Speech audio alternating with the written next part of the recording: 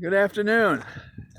It's late today. I had a lot to do, and I'm just coming off a conference, and I was trying to remember enough Latin to be sure that we were categorizing what's going on in the right way. I wanted to say the lingua belli, the language of war. The language of war is not, I'm going to get you. I'm going to get you with sanctions. Take that. You have to figure out who your opponent is, and in that context, then make the decisions. I think. When I was a kid, and we'd have these street fights, and there'd always be this dialogue that would start. Not always, but almost always, because these were kind of friendly, unfriendly fights. Somebody'd say, "Oh yeah," and the other person would say, "Oh yeah," and this goes back and forth until someone takes the initiative and they have an advantage, because then they go, "Oh yeah," and then they punch. So my theory was, when the other kid said, "Oh yeah," I immediately hit him. I hit him in the nose, blew up both his eyes, tried to run away. But my friends caught on and they wanted a full fight, so I had to develop a middle and an end game for my street fighting. So this is so basic. And we have all these people who've spent their lives in politics, in government, some in war. And they don't get what this guy has been saying since at least 2005, when he said that breaking up the Soviet Empire was a tragedy. And he's done everything since to try to correct that terrible error in his mind, this historic error. This is part of his blood and muscle. He believes it. And he's said that the separatists that are created by the fact of breaking up the Soviet Empire are this kind of illness. And, when Churchill was reading Hitler's Mein Kampf, he's trying to tell others to read it, because he tells you what he's going to do.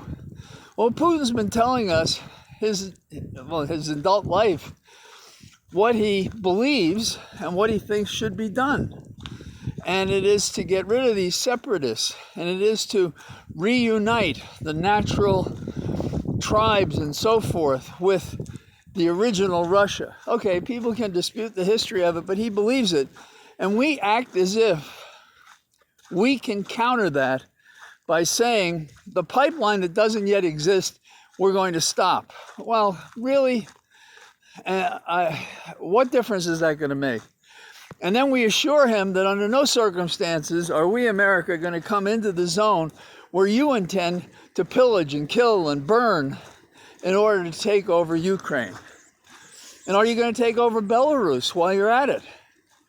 And you're certainly not going to charge toward any country involving NATO, because you've been told no one's going to touch you unless you do that.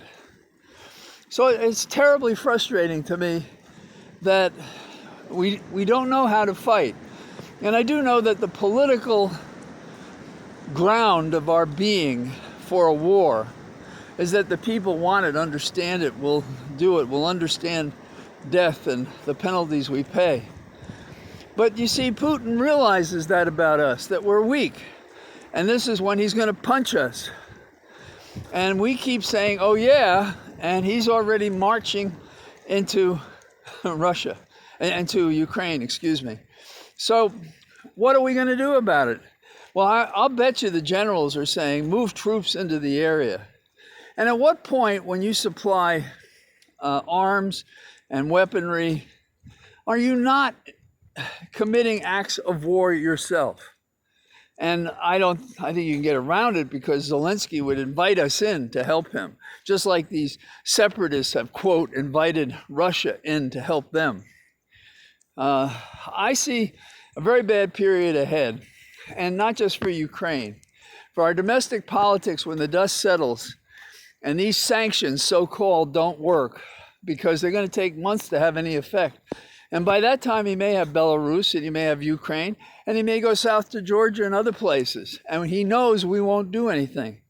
This is that moment in history where he knows Putin, is at the height of his power, because spread before him are opponents that don't know how to fight or are not willing to fight, and therefore he doesn't have to fight except the indigenous population that he can label as Westerners as opposed to Russians. And that's it. That's the entire dialogue. Now, I've taken a beating a little bit from my friends who know I'm a peacenik, saying, how could I be for war? This one is different. This is not Vietnam. This is not Korea. This is not so many things that have happened. It's not us attacking Iraq when we should have been saying Afghanistan, or chasing the evildoers into Pakistan. This is the most significant move of soldiers, material, arms, air power, and power on the sea since World War II. Nothing like it. But we're acting like it's a simple problem. And the only people we're fooling are those who are not paying attention. And over time, everybody's going to get it. And our politicians are going to appear weak and to have misgauged the situation entirely.